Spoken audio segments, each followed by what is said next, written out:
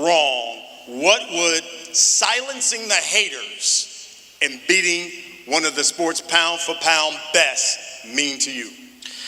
Man, I love this stuff. I love a good challenge. This is for me and my team. I'm not proving everyone else wrong. I'm proving myself right at the end of the day. And so this is a great test. I know what I'm capable of. And once I beat this guy, it's just another check of a box, and people will have less things to say. I let him do all the talking. And come to 14, we'll see what he about. How long you been boxing? 5 years? We'll see what he about come November the 14th. I definitely want to, put on a great show come November the 14th and make sure that I, show him what I'm. Ruthless, unfiltered. He hasn't just called out Gervonta Tank Davis. He's been tearing him down piece by piece in front of the world. Now, with the November 14th clash looming, this isn't just a fight. It's a masterclass in psychological warfare. The thing about fighters, they wanted to box, or their father made them box. I had to box. I had to get myself out of my situation. You know what I'm saying? Like, when I was coming to, I didn't say I'm gonna be this champion. Yeah, undisputed champion. Nigga, I was saying I need to get money. I need to get out of my situation. That's another thing why I say, like, once I get to, while I'm at this level, like, it's no point, like, it's no more point to prove to myself. Cause I already, you feel me? I did what I came. Before the first bell has even rung, the fight is already raging in the shadows. Social media battles, press room chaos, and viral sparks. Jake Paul throwing a relentless storm at Tank's name. This isn't only about who lands the harder punch. It's about who shatters the other's spirit before a single step inside the ropes. The opening strike in this war wasn't a jab. It was a trolling. It was a deliberate strike of disrespect crafted to rattle and unsettle the undefeated champion. Big fan of yours. Just want to say what you're doing for boxing is phenomenal. You're putting it on the map. What you're doing with the ladies, with the Mike Tyson and UFC I'll fighters. swing on you right now. Nobody. And I love you too, Gervonta. I'm a big fan of yours.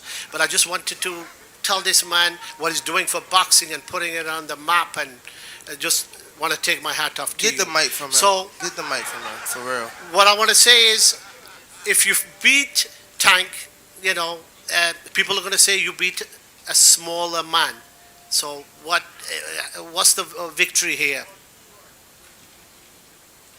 Man, honestly, people always have something to say. It's old news. Keep talking. At the end of the day, you're here.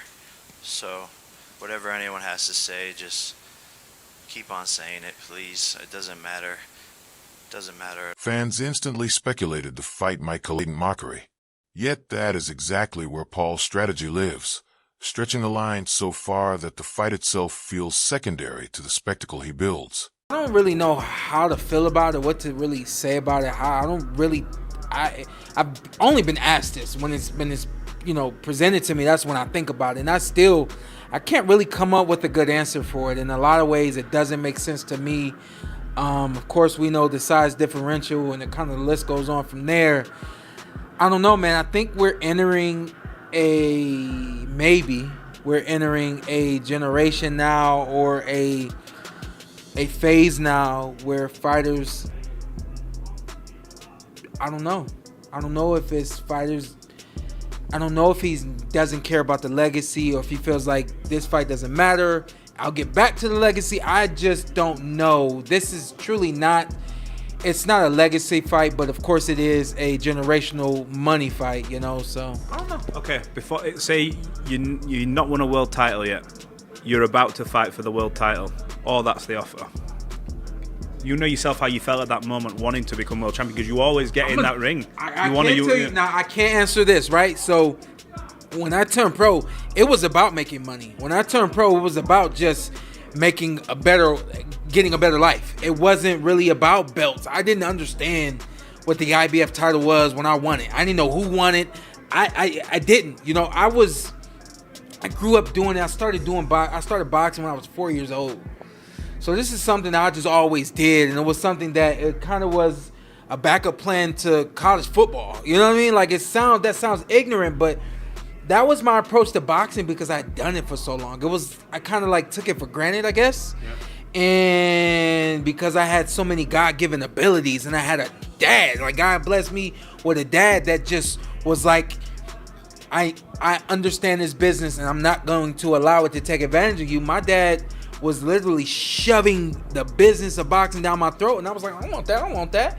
And he shoved it in my face so much that I finally picked it up and learned it before I retired. So before I have my world title, if this is thrown at me, I'd probably go for this because in my mind, this is what I came for anyway. This wasn't simply a meme. It was a measured strike in a much deeper psychological war, drawing us to explore Paul's relentless road to this moment, while the world fixated on the never reach him, the gym.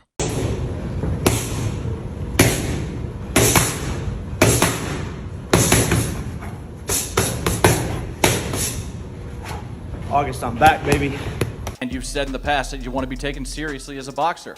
So, if that is your goal, when can we expect you to start fighting legitimate contending fighters in your given weight class? I think you're the same dumbass from the other venue. I am asked that same guy, dumbass question, and you didn't answer. And the you're first time. and you're sitting here disrespecting Mike Tyson to his face once again. I asked you a Do question. you not think that he's a serious? Behind the wild online persona lives a relentless, almost obsessive drive. Footage from his training camp shows a man consumed, a sharp contrast to the jokester image he flaunts online. The booming smack of gloves on pads, the punishing strength and conditioning sets, and the leaving nothing to chance. The amount of work I put in, though, kind of Justifies it, for sure. People don't see how hard I work at all. And I think when people start to see it, they're going to realize how serious I take this shit. Yeah. And when people see it for the first time, they come to just one of my practices, they're like, holy I get it now.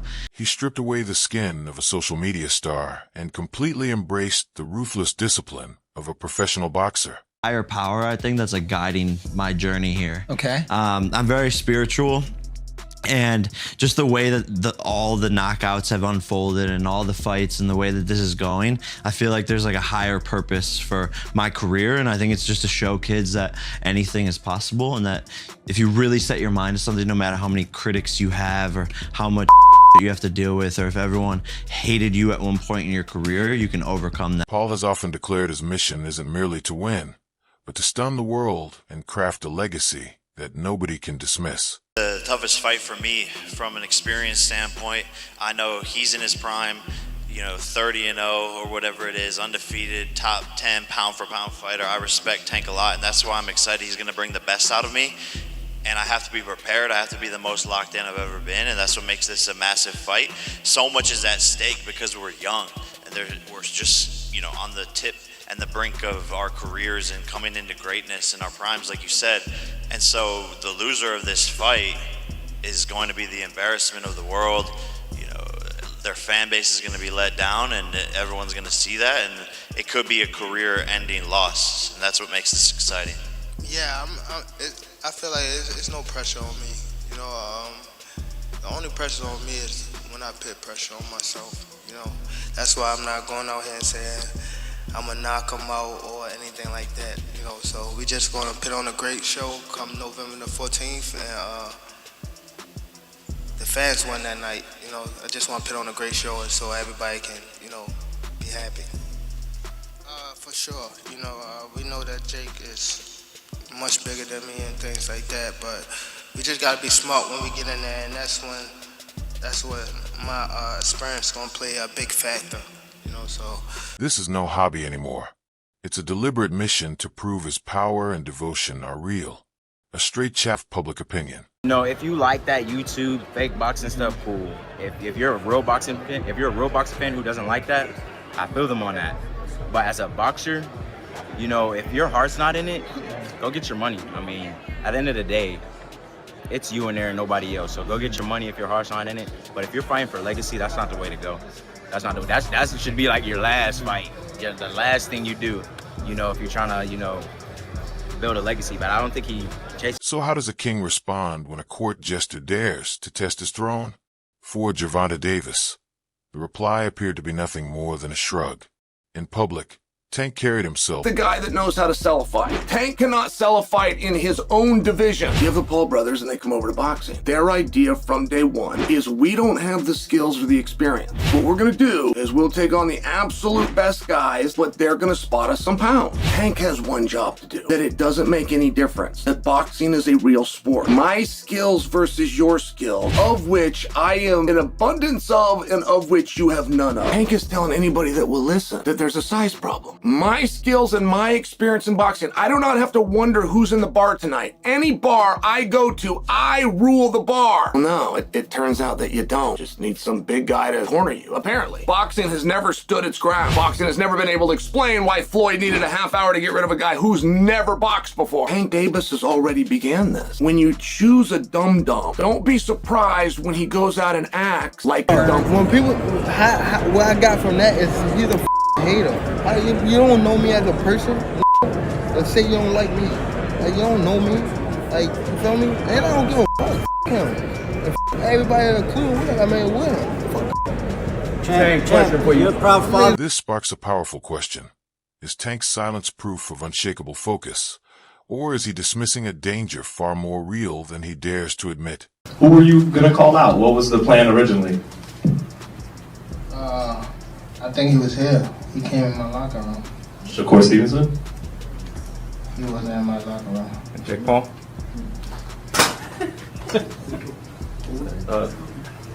Why I'm the biggest in the sport. This is why everyone's here today. This is why I've had the most viewed fight in boxing history. So at the end of the day, I gave this little guy an opportunity. He should be thanking me. I'm paying him. I'm his boss. He reports to me, and I'm gonna fucking son him on November 14th. So fuck you, little. This question grows even sharper the closer you look.